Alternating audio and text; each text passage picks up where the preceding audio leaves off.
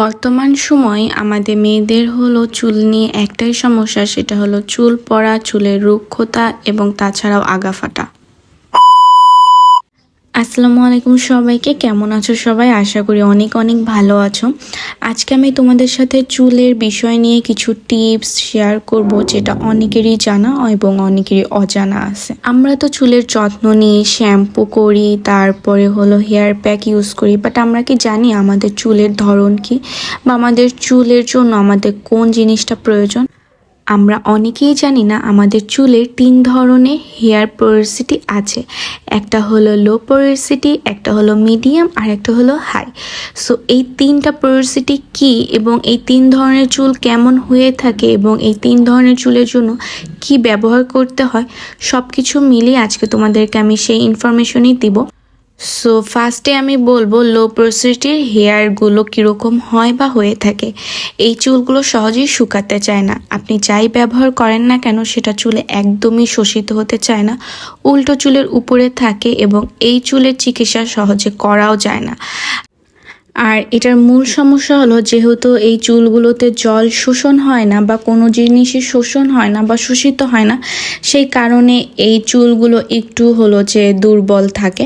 So এই চুলের জন্য হলো জোজোবা অয়েল, আমন্ড অয়েল অথবা রোজমেরি অয়েল ইউজ করলে অনেক ভালো রেজাল্ট পাবেন।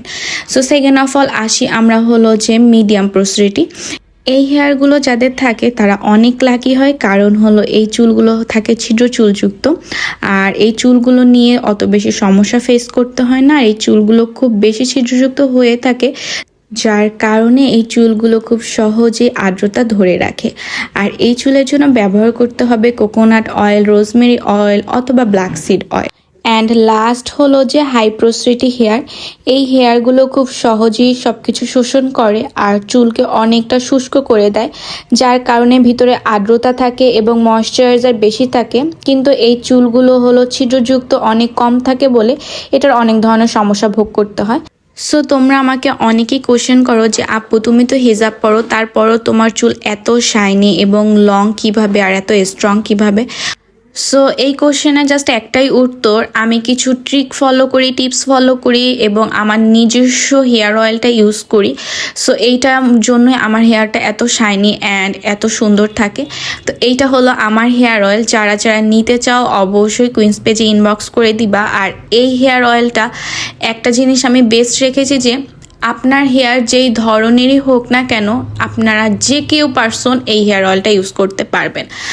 এখন আপনার মনে কোশ্চেন আসতে পারে যে আপু হেয়ার প্রসিডিউর 3 ধরনের আর হেয়ার অয়েলগুলোও 3 ধরনের ইউজ করতে হবে, সেক্ষেত্রে আপনার এই হেয়ার অয়েলটা আমরা কিভাবে ইউজ করতে পারি?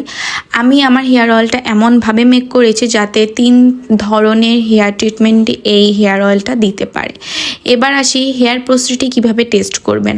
আপনারা আপনাদের হেয়ারকে সুন্দর করে শ্যাম্পু করে ওয়াশ করে নেবেন, অ্যান্ড দেন হেয়ারে কোনো কিছু ইউজ করবেন না। তারপরে গোড়া থেকে একদম চুলের 2 থেকে 3টা চুল নিয়ে সুন্দর করে এই টাইপের কাচের গ্লাস অথবা কাচের বাটি, বাট সেরকমভাবে নেবেন যাতে হলো যে অনেকটা উঁচু থাকে, এই টাইপের বোল বা হলো গ্লাস নিয়ে আপনি সুন্দর করে হেয়ার রেখে দিবেন ভিতরে, অ্যান্ড দেন 10 মিনিট ওয়েট করবেন।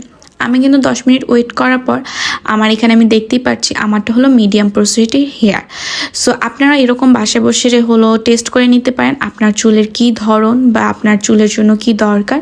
সো যারা যারা হেয়ার অয়েলটা নিতে চান তারা অবশ্যই ইনবক্স করে দিবেন, আপনাদের জন্য এটা বেস্ট হেয়ার অয়েল হবে, সেটা গ্যারান্টি আমার। সো আজকের ভিডিওটা এই পর্যন্তই। আল্লাহ হাফেজ।